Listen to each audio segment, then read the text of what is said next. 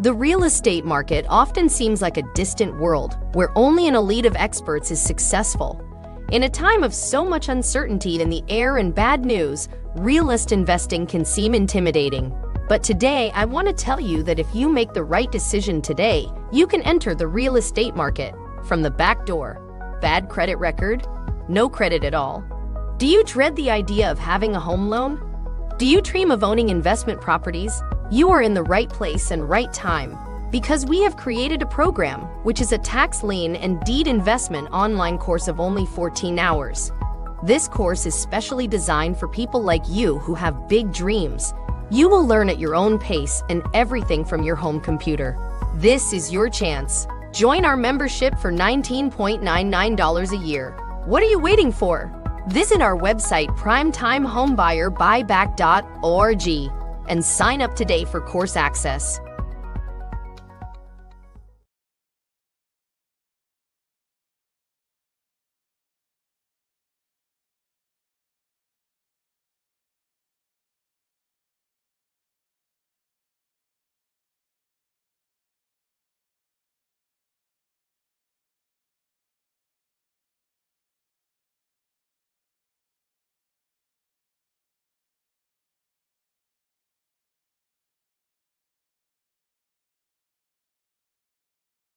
All right. So, Welcome to Primetime Home Buyers. Please forgive us for our technical difficulties. We're here for it. We're here with round two of economic development seminars for leaders that I am hosting, Lady Lashley, in Atlanta at the Fulton County Adams Street Library every Wednesday. So today we're going to be moving the conversation forward for the people who are interested in economic development on a leadership level to implement in lower income communities that we call, how can we don't call it lower income. What do we call it? Just a little restriction. But what we're trying to do is grow. We're trying to grow on our own. So if you're interested in that and learning concepts to make it your own and bringing programs and different events to your community, this is the place. It's all about mindset. So today we're going to be going into investing in education and workforce development. Blah. I know it sounds a little bit corny, but it's not. It's very important. We're going to be creative today and talk about some ways to actually invest in education and workforce development with a lower amount of money. Okay, we all are not rich, and even if we are not rich, we do not want to accumulate so much. How can I say student debt that we're working for 10 to 20 years of our intro of our career to pay it off. Okay, I know that being in healthcare, doctors know that, lawyers know that. You may think that they're rich out of the kazoo, but they're literally for the first 10 to 15 years of their career, they are paying off financial aid. So we're trying to figure out ways that we can circumvent that and educate ourselves with credible resources and apply them in a timely manner. Okay. So if you don't remember last week, we were talking about strategies for low income community, economic development strategies and things to pay attention to. So some of the things that we focused on was the lack of capital, the skills gap, infrastructure deficiencies, limited educational opportunities, health disparities, and system barriers. So if you have not seen that, please hit the replay of last week's video. We'll have it at the end of this video. Now, today, what we're going to be going into is investing in education and workforce development, how to do it on a budget. So investing in today's rapid evolving economy, a skill is an adaptability to the workforce is the cornerstone of success for any individual, community, or nation. Okay. However, investing in education and workforce development often feels like it's a costly endeavor, but it doesn't have to break the bank. With strategic planning and innovative approach, it is possible to cultivate and thrive workforces while keeping costs low. All right, so let's get to it.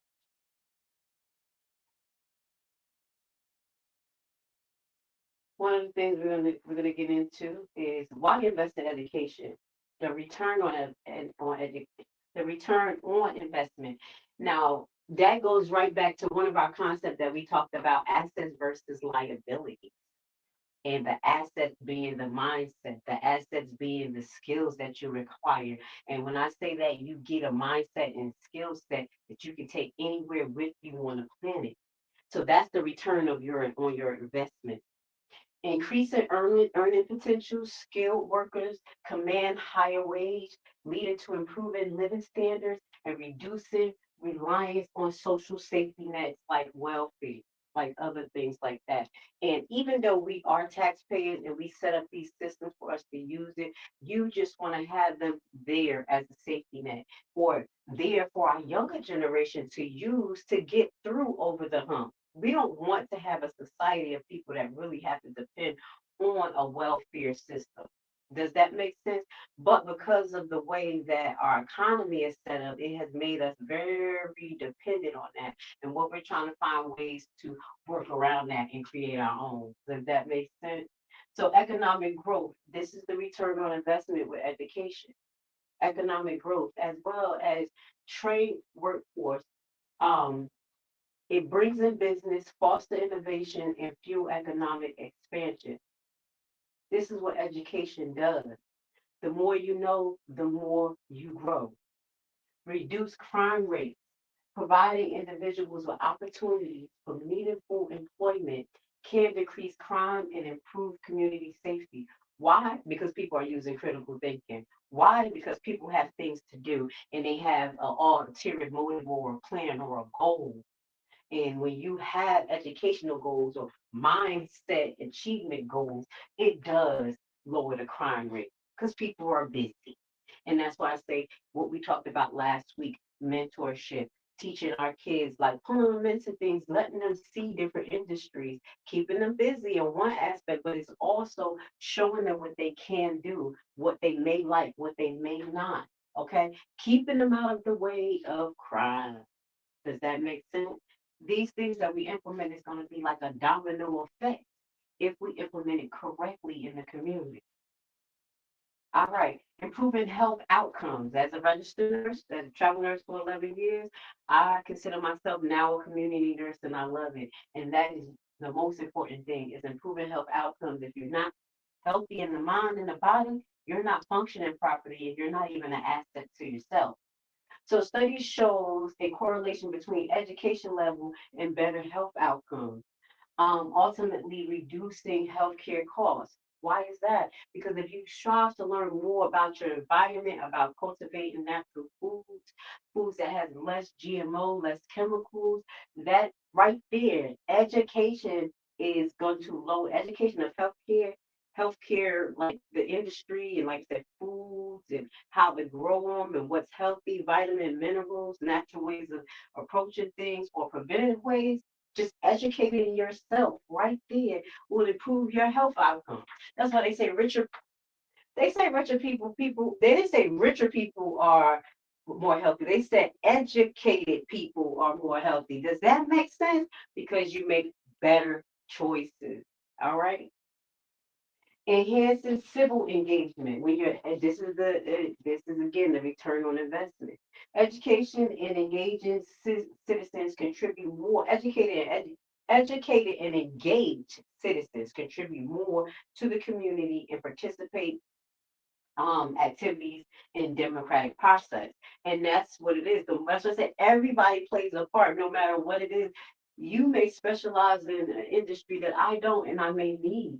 Your education is so crucial to the development of a community. We are all shining lights with our own capabilities, with our own gifts, and that's how God wants it.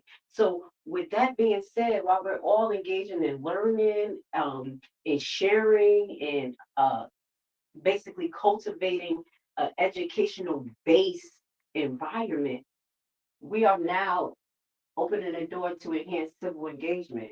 Why? Because now we're going to see what's wrong with our community. Now we're going to see how our particular skills can contribute to fix the particular issue. Okay, does that make sense? And civil engagement is basically our environment outside of our home. And we have to start participating in civil engagement. Now, I want to just add a little bit to this because some people are opted out of they think the civil engagement and you're not opted out. What does that mean? There are people who have had felonies, can't vote in certain states. There are people who don't vote because of their religious beliefs. As me, as a Hebrew, that is not part of our makeup, and we do not participate in those type of controversies. But we have to participate in our nation. We have to participate in our community. So instead of me participating in the actual voting process myself as a Hebrew, I said I want to participate in the civil enhancement of my community by having economic development programs, by educating people about the civil process of law in our community and how they can move about to learn more to defend themselves or to learn more to protect themselves. Okay. Does that make sense? So I'm throwing that out there because you don't always have to just go one route of voting and thinking that is your civil duty. We have more to offer than just voting. You have to use your creativity because there's been ways that they have locked certain people out of voting just to control who gets through. Okay. Now we ain't gonna talk about politics, but I just want you guys to understand why we talk about civil duty because some people feel like they can't participate, but you can. You can actually contract with the government in certain capacities. If you own dump trucks, if you own transportation trucks, men who may have had a background like, well, I can't vote or I can't do this. Now you're enhancing civil engagement by starting contracts or participating in contracts with government entities, bringing more resources into your community in transportation. Does that make sense? I went a little deep, but that's how enhanced civil engagement can happen when you invest in your education. Okay. Now, low cost strategy for maximizing impact. The key is focusing on targeted, efficient solutions that yield significant returns. Here are some affordable approaches to investing in education and work development. Let's get to it. First thing, leveraging existing resources and partnerships. This is what I told you guys. You have people who specialize in things that you don't, but if you get together, you'll be able to get that resources. It's a body. That's the same way I look at healthcare. You have someone who is a respiratory specialist, and then you have someone who's a GI specialist, one that's a heart specialist, and we all get together to make sure that the body is working correctly. So another example outside of healthcare, you have someone who has a building. They just buy buildings. You have someone who wants to have a manufacturing company and they want to manufacture for the community different things. And hey, maybe they can rent that building. That person specialized in real estate acquisition. This person specialized in manufacturing and bringing bulk product in. And then that opens the door for a whole bunch of other companies to use that service. Does that make so? Leverage in using existing resources. We have it in partnership. Community colleges, these institutes offer affordable tuition rates and wide range of vocational and academic programs tailored to local needs. Partners with local community college can help businesses create customized training programs, and that's some of the things that we're working on in Primetime Home Buyers, i.e., dealing with the chambers of commerce in Clayton County and also looking into Clayton County College Small Business Institution, speaking to those representatives, getting to know the resources they have, letting them know what we have to offer. And that's how you can use the community colleges to actually help tailor your growth. You don't always have to be a student. And as we talk about that, this story, this is just, so perfect. I was just talking to my daughter about that. She is in the Ivy League college in Georgia, and she's like, "Hey, I want to. I mean, someone told me to take another majors, because this major may need something else to back it up, like business, this and the third." So I'm like, "Why would you do graphic design and business with some of the classes that or information you can get?" You can get more detailed in education and business from people who are in businesses and companies that offer business seminars and certifications and do it in a manner that you will spend less money than actual college credits. I.e., example, she was signed up for a course for marketing through Kennesaw University. The program was about $2,000 broken up payments you can do, and at the end you get a Google certification in marketing, literally. And that makes you more marketable than the person who just came out of college and had no on-site training from experts and had the keys and the tools. Usually it's more concept in school, and you have to go out and get your mentorship. So I want you guys to understand that, because my age group and my age group, we 80 babies, and we're raising these um 2,000 babies, and they are basically accustomed with using the internet and AI to acquire a lot of their pluses in society. I.e., example, you have IG that's literally making millionaires out of our young people. You have Twitch, you have these platforms that's doing it. So they're using the new up and coming technologies and resources to create. But at the end of the day, I was talking to my kids about bridging the gap, because we came from an industry where we had books, libraries, we had to do everything on the paperwork, and we know a life without internet. So if we can teach our kids, our young generation, to incorporate some of our founding concepts, like doing their due diligence on their own, getting paper documentation, resources, and using the tools of AI, but not letting it overwhelm them and they become totally dependent. We can incorporate these two concepts, and it can help you use and leverage existing resources and not spend a lot of money on conventional college. I know I said a mouthful, full, press it on rewind. Free online courses like what we do here. We have a lot of free online courses that we offer you. Okay.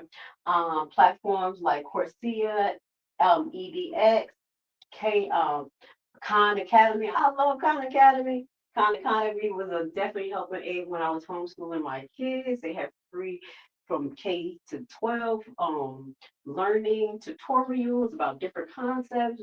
I love it. Offer a wealth of free and low cost courses in various fields. Encouraging employees to take these courses for skill enhancement can be a highly cost effective strategy. Okay.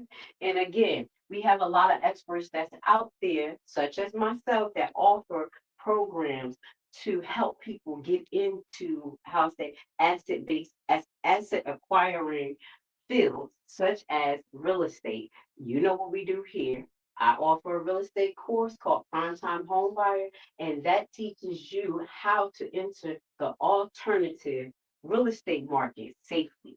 The goal of my learning platform, of what we offer you, because education is very important, is for you to do your due diligence. So we teach you the different tools that you can use to make sure you're safe before getting into these properties and having to go through a lot of litigation or things like that. So what we're going to do now is just ask that you check our commercial out. The real estate market often seems like a distant world where only an elite of experts is successful. In a time of so much uncertainty in the air and bad news, realist investing can seem intimidating.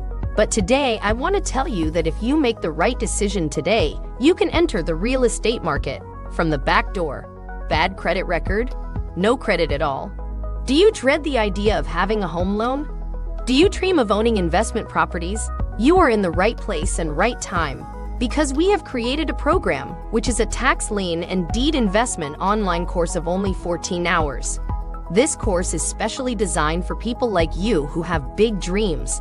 You will learn at your own pace and everything from your home computer. This is your chance. Join our membership for $19.99 a year. What are you waiting for? Visit our website primetimehomebuyerBuyback.org and sign up today for course access. All right, welcome back. Thank you for taking the time to listen to our sponsors. So let's move on with the presentation. Government programs: exploring federal, state, and local incentives offering grant, tax incentive, training programs for businesses and individuals. Research and apply for these programs can significantly reduce costs. Let me give you an example.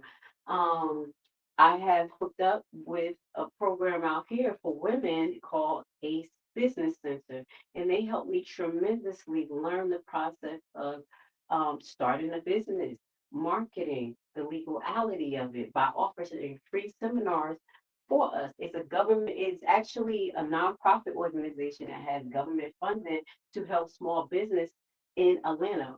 And that is this is a women's center. But they also have, like I said, you go to the Small Business Administration, they have minority focused grants that's available, as well as courses that they offer free, free, free. All you have to do is literally just sign up on a small business website in your community, and they should have some free videos for you guys just to get you started and or resources. Okay, so these are some of the measurements that you can take that they have right in front of us to get you started. Um, I also took a program in Georgia called the Hope Program. This was just before the pandemic broke out. It was about a 6 to 8 week program where we went down there every Wednesday or something like that for about 2 hours. And they told us how to structureize a business, from the business plan, from funding, from business credit, everything. And it was hands on. They made us do homework. We came back, we talked about it, we did presentations, and it was a government based program that was amazing. That's the Hope Program. I will leave that information at the bottom if anyone is interested in the two resources that I just told you about. Just know any resources that I, Lady Lashley, tell you about, it means that I actually use it. Okay, that means that I actually use it, or I have some hope, or I did some due diligence about it. Okay, industry association. Many industry associations provide training, certificates, networking opportunity relatively at a low rate cost. Now, I'm giving an example because I always have to take it back to healthcare sometimes. For instance, where in my particular sector right now, I deal with a lot of home medication delivery, things like that. So what these pharmacy does is offer trainings on the new medicines, new things that's coming out, and they'll just send us emails and we just take it. So in your industry, if they have free seminars and things that's going to teach you, you go do it. Even for the young people, they literally look at each other on TikTok and YouTube, and they just be learning from each other. So they are already implementing this stuff. They are already implementing this stuff. Okay, industry associations. That's definitely an example of it. Okay, libraries. Shout out to Adam Street Library. Right now, they have a full library where people are able to use the internet, do research, do their homework, do whatever they need to do. I'm going to tell you, my roughest times, I found peace in the library. It was quiet. I was able to do research. I was able to stay there as long as I wanted to, and they had free internet. Just amazing.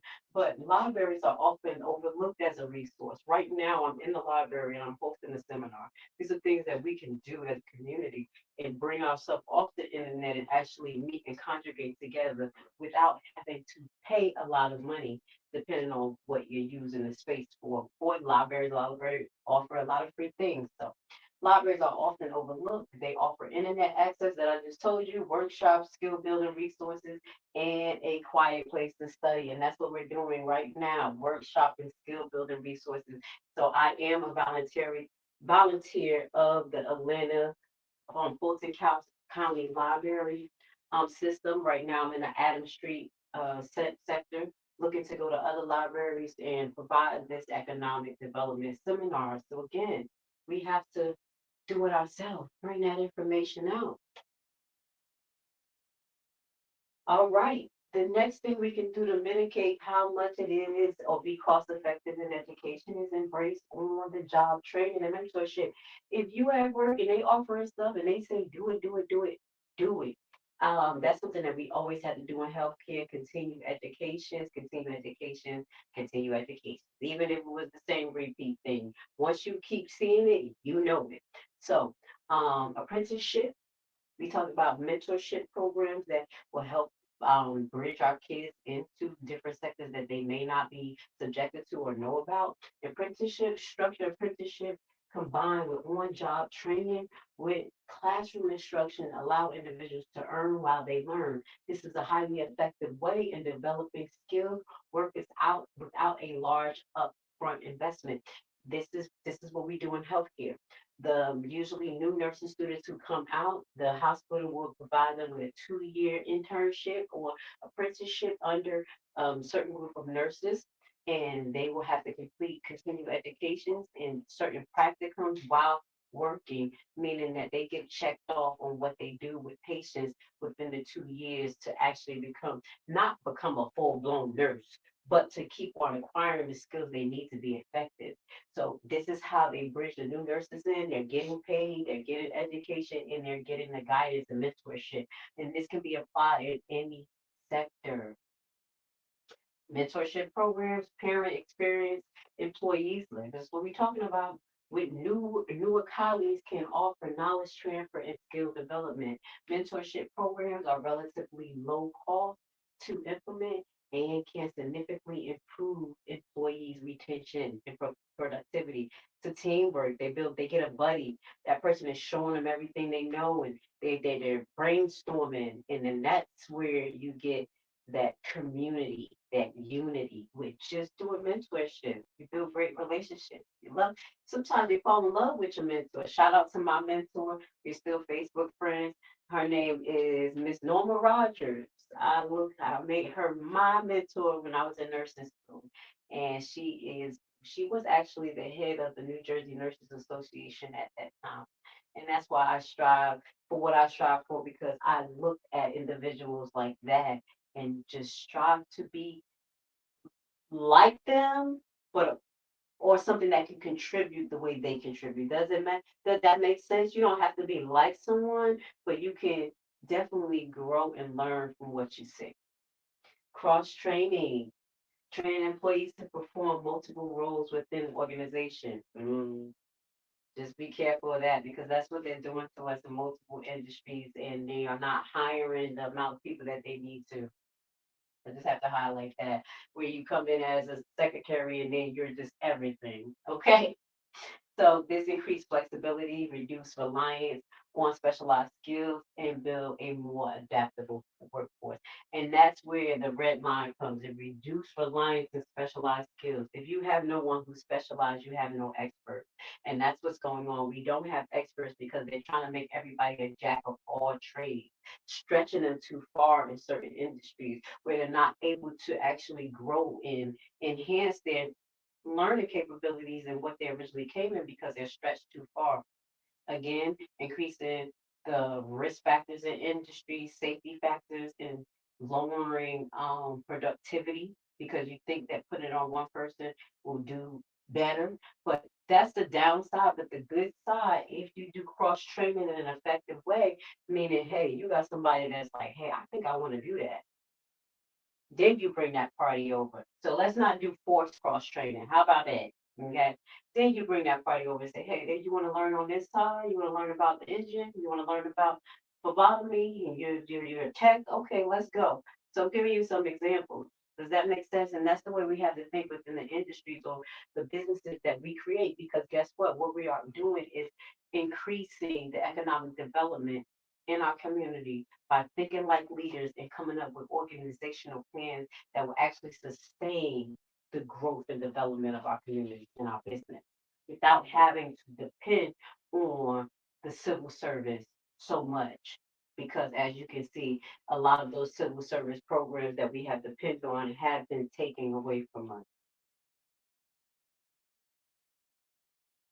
All right, next, we're getting to the end. I want to say thank you for being here with me, Lady Lashley, every Wednesday at the Adams Street Library at 2 p.m. Please sign up on Eventbrite. The link will be at the bottom. Prioritize skills-based hiring and development. What does that mean? That's what they're doing. What did I just tell you? They're focusing on skills, not just degrees. That's what I told my daughter. If you're gonna go and get a double major, what do you need another degree in business when you could go to business seminars that's offered by the government or credible entities and do it for free or less, of course. And build on demand learning and connections, assets. Emphasize skills and competencies over formal degrees when hiring. This is the emphasis. Emphasizing skills, competencies over formal degree when hiring. Emphasize skills, competencies. They want people who have skills and competencies. That's why they offer these things, like as I was telling you about the marketing program at K. Kennesaw University online. You get a little Google, not little, you get a Google certification and it makes you more marketable. So at that point, not only are you're learning that competency, you're with a credible business that may can give you some hookup. Micro credentials and badges. Again, these little seminars that you can take, recognizing the valid specified skills acquired through short-term training programs or online programs. That's what they're looking at right now. That's what the industry is looking at, and that's how we have to do it. That's why I said it's good to go to college and get that college experience, but then you also have to know when to top it. Yeah, top it off. These credentials can be used for hiring, promoting, and career advancement. If you are a nurse, or I'm always going to healthcare, or you're the person in your industry that's constantly um, cultivating new skills, new trends, you're going to be on top. Even as a business owner, you want to have these same concept because you may not get new credentialing, but if you learn a new way of making something in your industry, a more innovative way that's cost effective, there you go. That's like a micro credential and a badge. Okay, we create our own. Invest in essential skills and training. Focus on developing essential skills such as communication, problem solving, critical thinking, and digital literacy. Okay? If we start with just communication and problem solving, a lot of the crime will go away right there and critical thinking. That will hit so much. Sometimes we just got to critical think. And it'll save us a lot of money. And that's on the business side where people don't communicate properly. They're not using problem solving skills or critical thinking and they're entering the markets and they're finding themselves in a bind. They're entering certain situations and they're finding themselves in a bind. That's why I tell you your mind is your asset. So these are the tools to use your asset correctly. Communication, problem solving, and critical thinking and digital literacy. And that's for the 80s babies and behind. We were the bridge for AI. So and we had typewriters and we had little thing and they introduced um um not what was it space what was I forgot the name of it MySpace to us and then they Facebook to us. So we was the like test. But what that goes to say we have to bridge into digital literacy and a little bit of AI. We got to learn AI. Okay.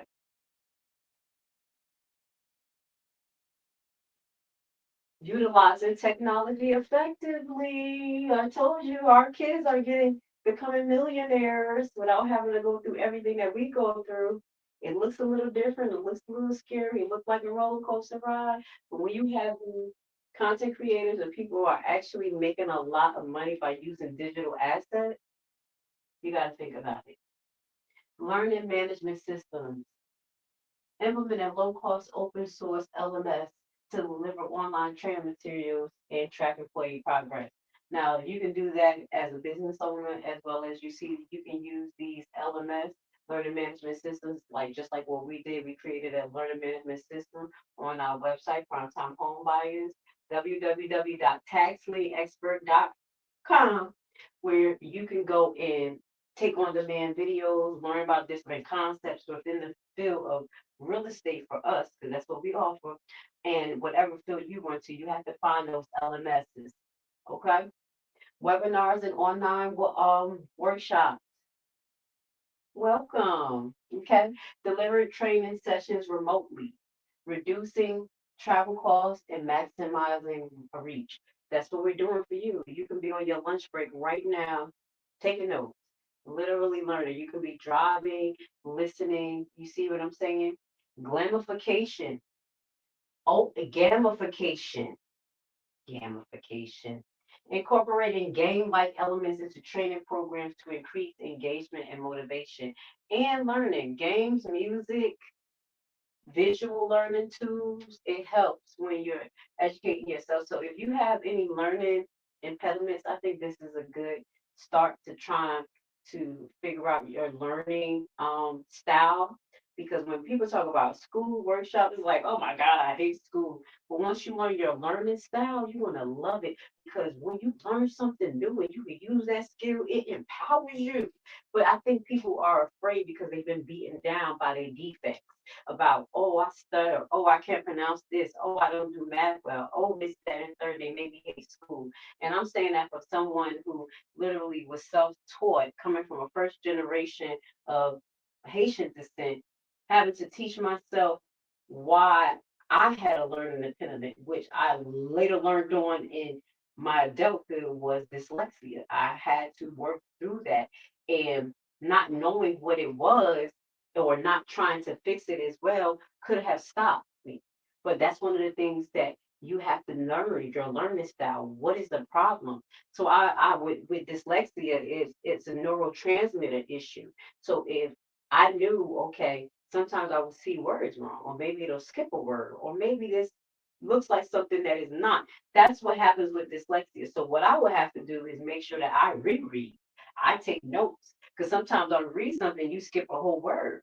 Now, people don't know about this. They don't know about these learning impediments, but you have to go figure this out for yourself. So I know if I could have taught myself since elementary school, and I've been an honor student since elementary school.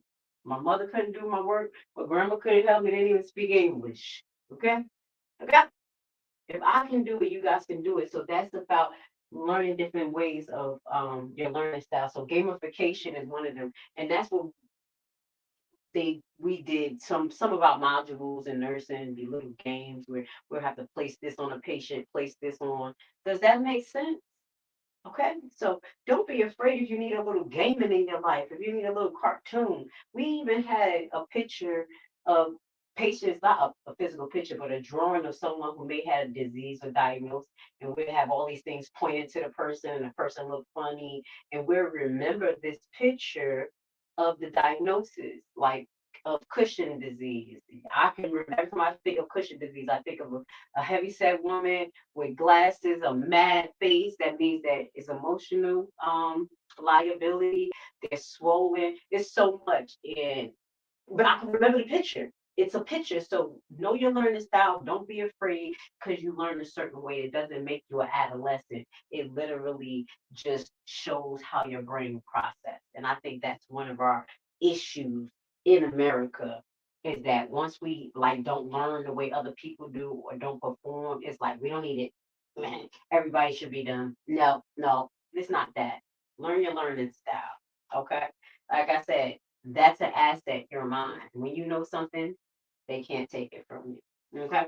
Now we're getting to our last slide. I want to say thank you for being here with Lady Lashley on my economic development seminars that we offer for free every Wednesday at 2 p.m. in the Adam Tree Library.